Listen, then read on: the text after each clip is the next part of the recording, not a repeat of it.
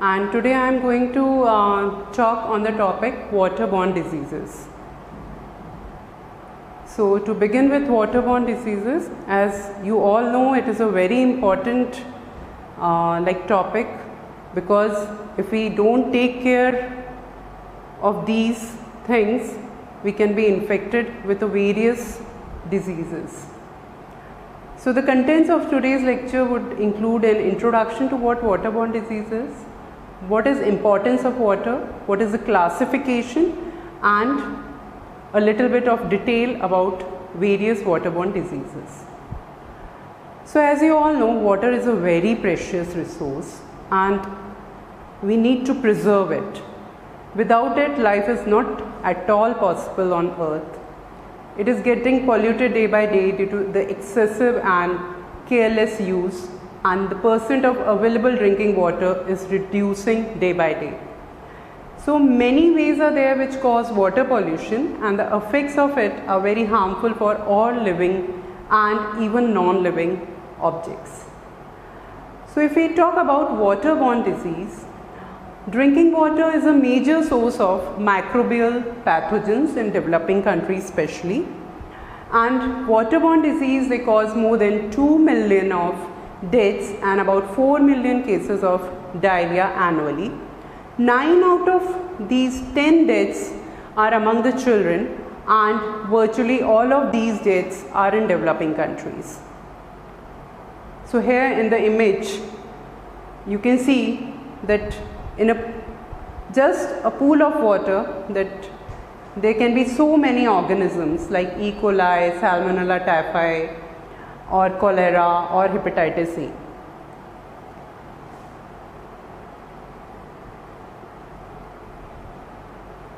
So when we talk about importance of water, here you can see this image, how so disturbing it is. This child is drinking water from a puddle of water which seems to be so dirty. So safe water is a precondition for health and development, and this is even a basic human right.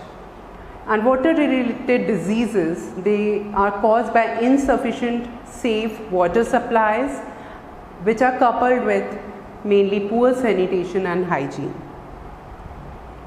So when we are talking about waterborne diseases, the importance of water, we need to know these two terms very clearly.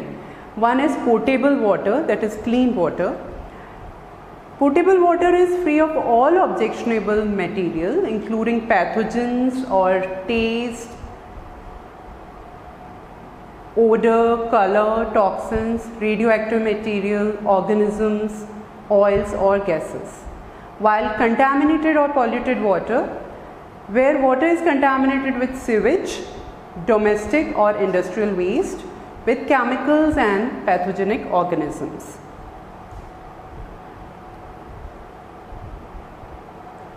So coming to the classification of disease related to water, we can classify waterborne diseases into 4 categories, that is waterborne disease, water-based disease, water-washed disease, and water-related disease.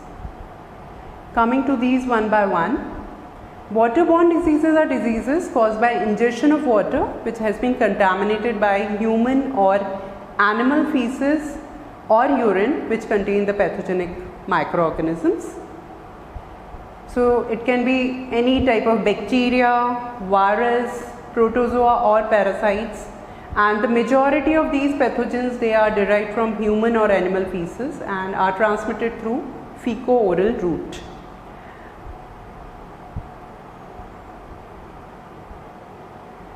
So if we just see the list, it can be the bacteria, it can be various type of viruses, it can be various type of protozoa, or it can be even helminths which can lead to these diseases. Now these diseases transmitted by water can be divided into diarrheal waterborne diseases and non-diarrheal waterborne diseases. So in the diarrheal waterborne diseases, mostly it is the gastrointestinal tract which is infected, causing diarrheal diseases, The most common causes being rotavirus, E. coli, Campylobacter jejuni, Entamoeba histolytica, Giardia, Cryptosporidium or Norwalk-like viruses. And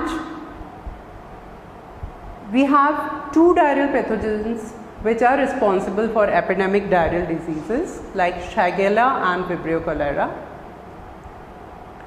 Then we can have non-diarrheal waterborne diseases where besides the GI tract, the other parts of the body are also affected. Examples being typhoid fever caused by Salmonella typhi and hepatitis. So here you can see in the images, in the typhoid fever, the person is, besides having the GI being affected, besides having diarrhea, there are other symptoms also. And in hepatitis, there is infection of the liver leading to icterus. There can be polio or legionellosis, which is again a non-diarrheal disease. And there can be even leptospirosis, which is caused by ingestion or bodily contact with water contaminated with urine of infected animals, especially the rats. So it mainly occurs following flooding. Then comes the water wash disease. These are the diseases caused by poor personal hygiene and skin and eye contact with contaminated water. The examples being soil transmitted helminths like Ascaris, hookworm or whipworm. So improved hygiene and sanitation can reduce the disease incidence.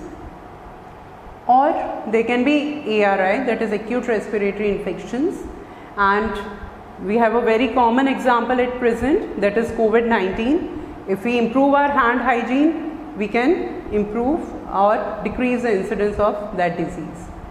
Then there can be skin and eye diseases like trachoma. So best method to control this disease is improved access to water for face washing. And even there can be ringworm, that is tinea, which is an infectious disease of skin, scalp or nails, and it is mainly caused by a fungus. Here you can see in this image. So these all are water washed diseases. Then coming to the third category, that is water based diseases. These are diseases caused by parasites found in intermediate organisms living in contaminated water. So here, as you can see in this image, this woman is filling water and her feet are submerged into this water. So this can lead to infection through the parasites which are found in contaminated water. So one example is schistosomiasis. Mainly the people become infected through skin contact with infected water, mainly during fishing and agricultural activities. Then there can be dracunculiasis, that is guinea worm disease, which is caused by ingestion of cyclops, that is water flea, and people become infected by drinking water contaminated with cyclops, and the larvae are released in the stomach, which migrate through the intestinal wall and grow to the adult worm. And when these legs, they come in contact with water, the larva comes out of the body. But we are lucky enough that we have eradicated this disease from our country. Then comes the fourth category, that is water related disease. So these are actually not caused due to water, but they are water related, that is they are caused by insects, insect vectors, especially mosquitoes that breed or feed near contaminated water. So the contaminated water is actually increasing their breeding and leading to these diseases. So the most common vector insects are mosquitoes and flies. So we have diseases like malaria, yellow fever, dengue or filariasis. We are we don't have yellow fever in our country at present. Then we have various fly-borne diseases. These are also water related. For example, onchocerciasis, trypanosomiasis, leishmaniasis or loiasis. So with this, I finish off with the waterborne disease classification. I hope it was like clearly understandable to everyone. Thank you.